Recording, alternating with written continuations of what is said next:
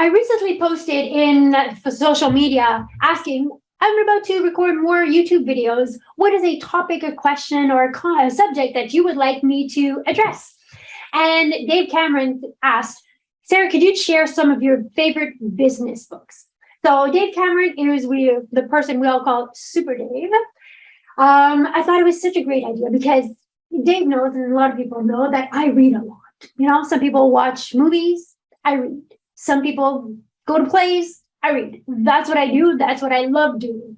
So choosing actually it's more than a handful, you know, like I've got like a pile of books that I'll be talking to you about today, was actually quite hard because every book actually brings me anyways, a different perspective, different way of thinking. And there's many books that I keep for a long time because I go back to them and I refer back to them and I like to refresh. So what are the books that I chose to share with you today? The first one is one that actually changed my entire business model and my philosophy of how do I want to impact, how do I want to leave an impact? And the book is called The End of Average.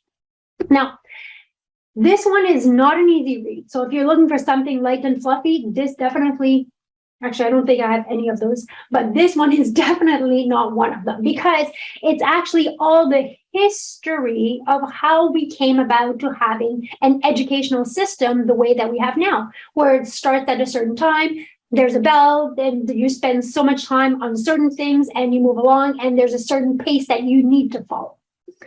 Now, the idea behind the educational system and the way that it works now is to create the average worker. Now, I don't want to get into the politics and the philosophy and the right or wrong about that. And we all know that that's what it created. But my real takeaway, my true takeaways from this book is that they were able to demonstrate that when people go and they follow a certain pace, so we start at this time, end at this time, move along, move along, move along, move along, 20% of people reach a mastery level of content, of information. But when we go and we let people do it at their own pace, so they can go faster on things that they actually grasp easily and slower on things that we need to review or revisit or let it land and everything. When we let people go at their own pace, 80% go to a mastery level. So the way it actually impacted my business, because you know, one of the saying I have is ideas are nice, execution is better. I'm not here, and my goal is not to bring more information. My goal is always and will always be to bring more transformation. So this is the book that actually brought me to do online programs. So let it be on mindset, on psychology of communication, or on the business strategy. Even if they're delivered live virtually, everyone has access to the recordings. So the participants can actually go back, review, let it land, test it out, see how it fits with them, and then move at their own pace. And there's modules where for them, they've already, you know, like, okay, I've got this one pretty well packed. I can move up faster on this one. So being able to go at their own pace so people can actually embody the transformation. Because we have so much information and we're actually not applying it because sometimes it just hasn't landed properly. We need to see it one more time. We need to, you know, take our time with it. So this is a book that changed the way I want to do an impact. And nowadays, in this new hybrid model that we have, I often even encourage companies when I do a conference to say, hey, can you record it and leave it somewhere where people can get it, can watch it over and over and over again? So they can actually benefit from that. Because we all leave from conferences and we're all hyped up and motivated and everything, but then 3 weeks later, nothing changed. So my goal with opening this door and offering this to companies when I do a speaking engagement is so they can reach a mastery level. So now, if we change it a little bit area, you probably know by now, I'm really deep into psycholinguistics. So understanding the link between the words that we use and human behavior. for us and for our clients. So in this realm, there's one book that I would add that I recommend highly, and it's called Ask More by Frank Sesno. This book, as it says, is all about questions. I often say when you ask a question, you get an answer, but when you ask an excellent question, you get the truth. So asking an excellent question is what brings a different perspective. And if there's one gift that we can give our clients, is a different perspective. I never thought about it this way. Oh, wow, this makes sense this way. I've never seen them this way. The way we change people's lives is not by giving more information or by repeating. Sometimes that is needed, but really by asking excellent questions. So if you're curious about question, first, you can come and join the next cohort that we will do on Impactful, which is all about the art of strategic communication. And you can also get this book that is all about asking questions. We tend to give statements, give information, give answers.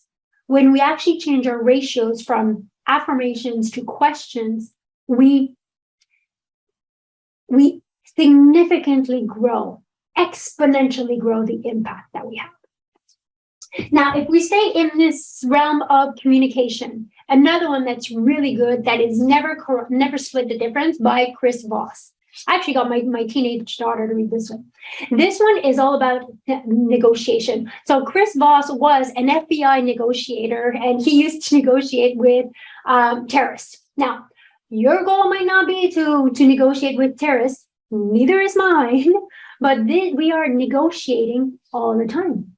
We're negotiating with ourselves all the time. We're negotiating with our kids all the time. We're negotiating with our team all the time. We are negotiating with our clients all the time about a solution that we want to offer, an idea that we want to come through, challenge a belief that they have, a way of thinking that they have.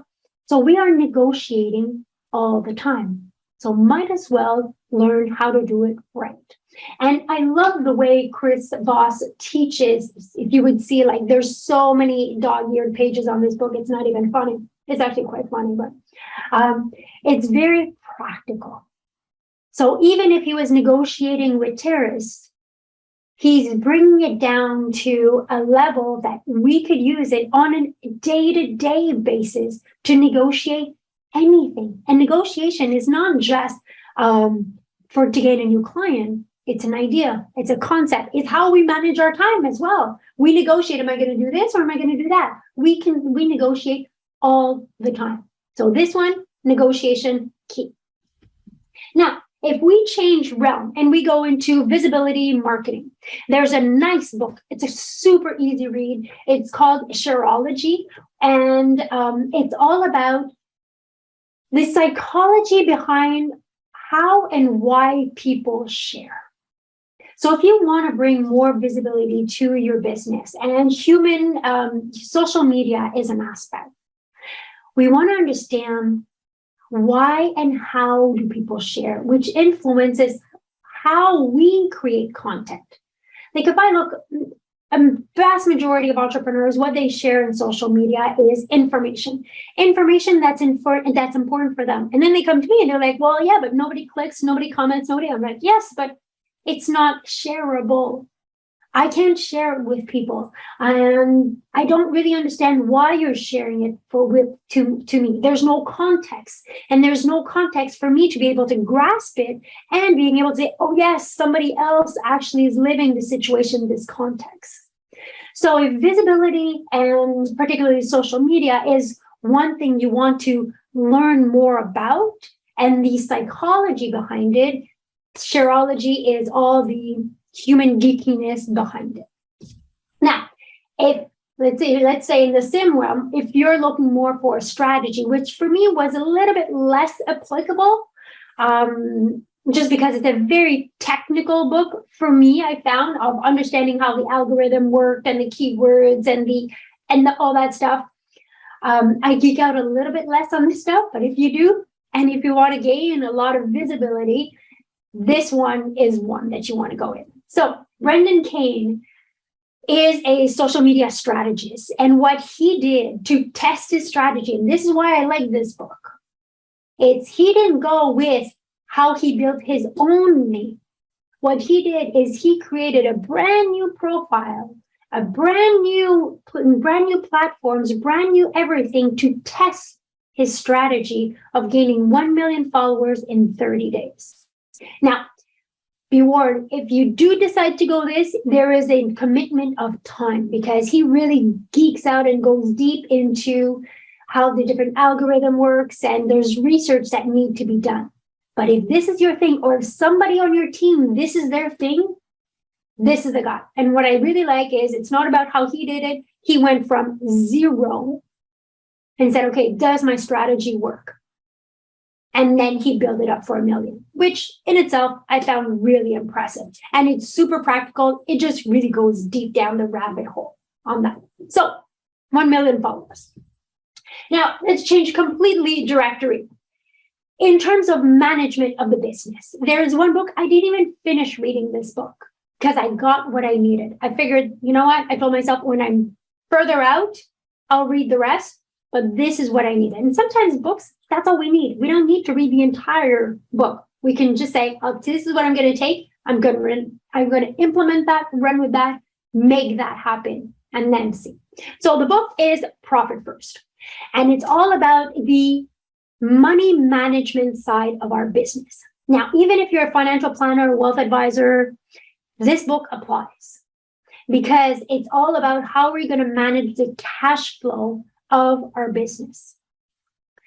So for me, a lot of my income comes in from, September till May, June. And my goal is also to, in the summer, enjoy the summer, be with my family, travel, stay in touch with my mastermind clients, and the handful of one-on-one clients that I have, but that's it. The role is really that time is completely off. But the thing is, we still have a mortgage to pay, we still have groceries to pay during that time. And this is the book that helps us manage it all. It is so easy that it actually gets ridiculous, but that's where the magic is. So if you're not always in launch, if you're not always looking to gain new clients, but you want this stability in terms of money management, this is not just a book, this is the system that I personally use. So not that I don't work in the summer, but I don't work much in the summer. And financially, everything's still dandy.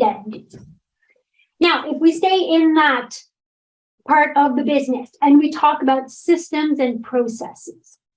So I'm a very system and processes oriented person. To build them, I can't follow them. That's why I have a team. That's not my strength, but I'm very good in terms of building that structure, because with structure comes freedom of time. We stop reinventing the wheel all the time. So I've actually developed a whole framework with my clients, which is a strategic framework, which actually aligns our actions, is a decision filter and everything. And when I read this book, I actually amplified this system. So the book, and this is a must, it's called Traction by Gino Wickman. And it's really a book about getting a handle on the foundation of the business, the structure of the business, the processes. So if you find that you're not being consistent, if you and your team are not being consistent, if we start doing things and then we drop off, you're not being consistent, this is the book that you want to read. Because once the foundation of a business is solid, the rest, there's no limits of what you can build on that, as long as the foundation is solid. Now, let's move area. Let's come back to us, mindset. Let's come back to us, our identity. There's a book, and I've covered it in the past, and I'll put the link of the review that I did, but I think it's such an important one, and it's called The Alter Ego. You see, our brain will do whatever it takes to stay in alignment with the identity that we give ourselves. So identity, there's many other books that we can talk about for that one, but this one is really tapping into your alter ego. The one that actually has maybe more courage than we have on a regular basis. The one that actually, has that zing, that zest, that's our alter ego. And for some people, it's the opposite. For some people, is, you know what, when you come back home, your identity doesn't need to be the superhero. Your client, your team doesn't need that. Your family doesn't need that. So how do I navigate the different identities that we have? Because we play different roles, and each role should be played differently. So I love the book. It brings us really great example because it's actually celebrities that we know that are also using alter egos, and you're like, oh, now I get it. Now I get where they get able to get that deep and get that hump that they need to be on stage or to play the sport and everything. And in their regular life, they're also regular people. So it's navigating these identities. So I'll put the link on this one. I find it's such a fabulous book. And we all see ourselves in it. Really. Last but not least, because it was really hard to choose which books that I wanted to choose, but the last one is, I'll show you the corporate one, but it's a book that's been written in many aspects. It's called The 5 Language of Appreciation. Now, this book exists in every color, and in all the colors, it's called The 5 Love Language. So you have 5 love language in couple, with children, with teenagers. It's all the same thing. So is this one. It's just the examples are different. So the first time that I read it was The 5 Language of Love with Teenagers, because I have teenagers. So basically, there's 5 languages that we have to show our love, our appreciation, and also this is the same way that we like to have love and appreciation. So the 5 languages are words of affirmations, kind words, gifts, service, time, I was missed on that one, and touch. So if your love language is gift, and you give a gift to your assistant or somebody on your team, and you're like, they didn't really seem to appreciate. Often people will actually be kind of offended to that. But very often it's just because it's not the other person's love language. Maybe the way that they like to get appreciation is words of affirmations. Thank you. Congratulations. Job well done. Maybe it's time to spend time together. So we all have these channels that we use to show appreciation, which is the way that we like to show appreciation. What we're unaware is which one is mine and which one is the other person. So if I give you the example, when the first time I read it was with my teens, and my son's love language is touch. My daughter's love language is time. Her last one is touch. So touch for him is like hugs and massage and even tackling. That's what he likes. But now he understands that tackling is not his sister's love language. Hers is time. So it helps him understand how to better communicate with them. And I can tell you, they find lessons. And for me too, as a mother, understanding more that one likes a massage and likes to tackle, the other one likes time. It's different. So it's speaking the language of the other person. And when we read, so in the one for the appreciation, it brings us actually workplace examples that you can use with your team and with your clients. You get to know after a while which client, their love language or their language of appreciation is time, which one is gift, which one is words of affirmation. So we are all in a human-to-human business. So understanding how we work, how we appreciate, how we take in appreciation helps a lot in our relationships. So there we go. There's so many books, and I've got a few ideas now following Dave's question of, bringing more books, because like I said, I read a lot and I love reading, and I make links between different books and things like that. So I'll be back with some different books at different moments.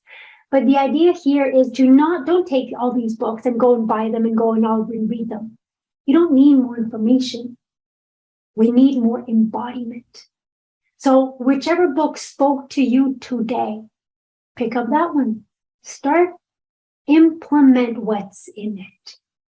Because sometimes we go from one book to another, to another, to another, and we don't even take the time to say, hey, have I been taking in this information, or is it still just in my head somewhere and I'm not doing anything with it? Because when we take the books, we actually embody the teaching. We see the transformation. That's where we see that so much more is possible. So if there's other questions, topics, or concept you'd like me to cover on the channel, let me know. You know what? These episodes, I do them for you. So it gives you an idea of which love language mine is, definitely. And we do them to help, to please, and to stay in touch. So if there's anything, just let me know you'd like me to cover. Just let me know, and it will be my pleasure. On that note, thank you for being here week after week, and I will see you next Tuesday.